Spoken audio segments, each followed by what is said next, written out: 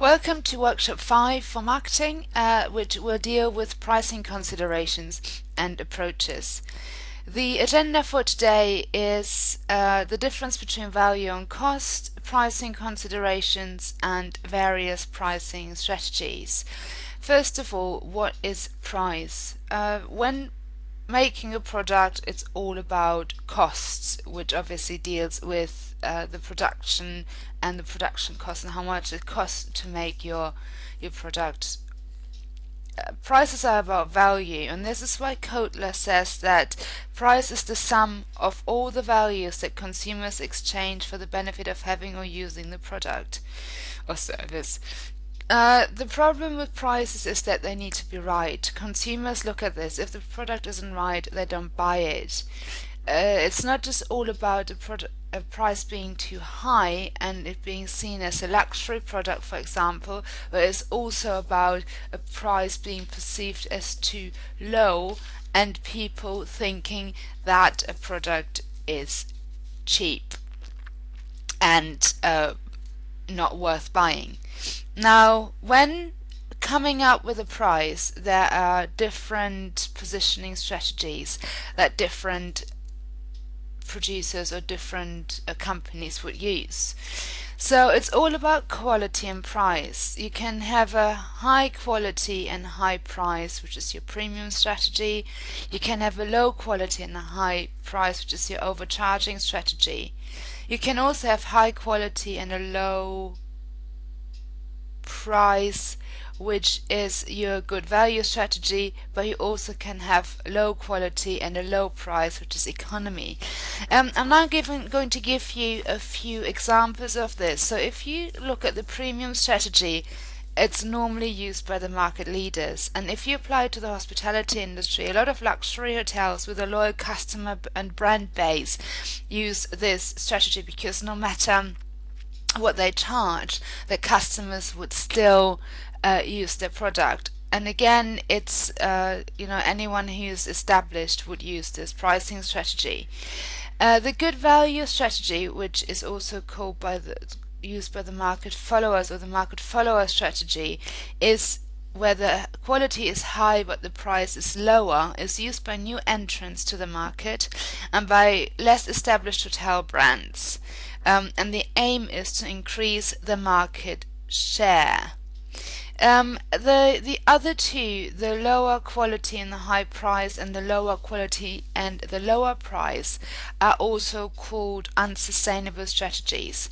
So if you, for example, look at high quality and low price, it's high quality 4 and 5-star properties, for example, who are charging a low price due to seasonality or due to the decline in the popularity of a destination. Obviously, the problem here is that you have to keep up your high quality, but how are you going to cover your costs with the low price? Then the other one is the low quality and the high price, and it's very often old established 3 or 4-star hotels that are no longer luxurious. They're mid-market hotels with decreasing standards. Again, there is no justification for them to demand a high price because obviously their quality is not as it used to be. So something has to be done, and they sort of have to reposition themselves in the market in order to justify the price they are charging. Now, if you then look at price in even a bit more detail, it's the revenue earner of any mix. So of any marketing mix, it's the thing that makes you money. It must cover the costs, because so if you look at your unsustainable strategies and the high quality and low price, does the low price really cover the cost of the upkeeping of your hotels? Especially if you use the example of a declining destination. It has to be consistent with the rest of the marketing mix, so it has to fit in.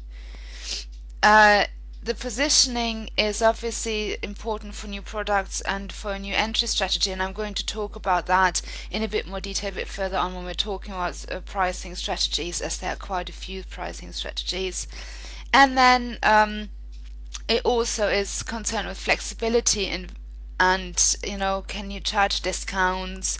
What are your credit terms? When you buy cash, do you get credit if you pay the deposit in cash?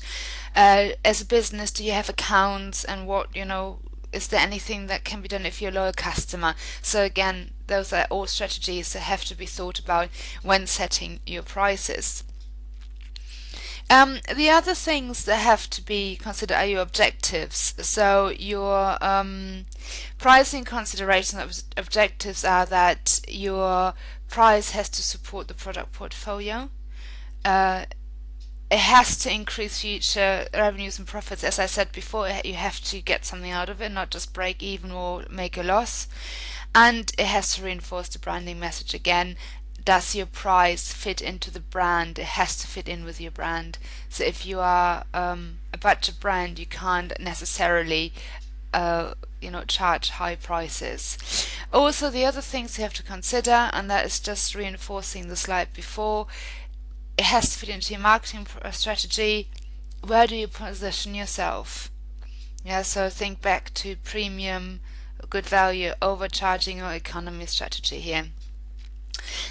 What are your profit expectations? So how much do you want to make? What's your market share, and how much of that, do you want this product or service to be?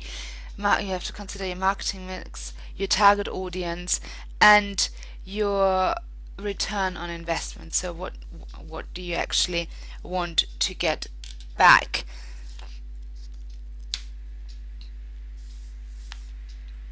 Okay, and then just quickly, the pricing approaches that are there are three different ones. You've got pioneer pricing, which is all about new products, and the price can be set high in order to develop costs. So it's all about innovation, innovative products that are initially set at a high price, and then the more this product is developed and the more established in the market, the lower the price goes. So if you think back to maybe the Apple, the iPod, they used to be very, very expensive when they started it.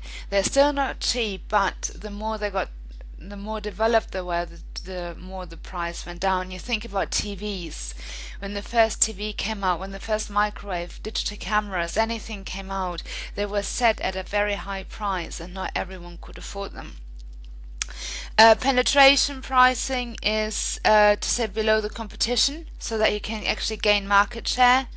And promotional pricing is, it coincides with an event or a promotion, so that, I don't know, you sell something for less money during an exhibition, and of course as soon as it hits the market, you put the price up.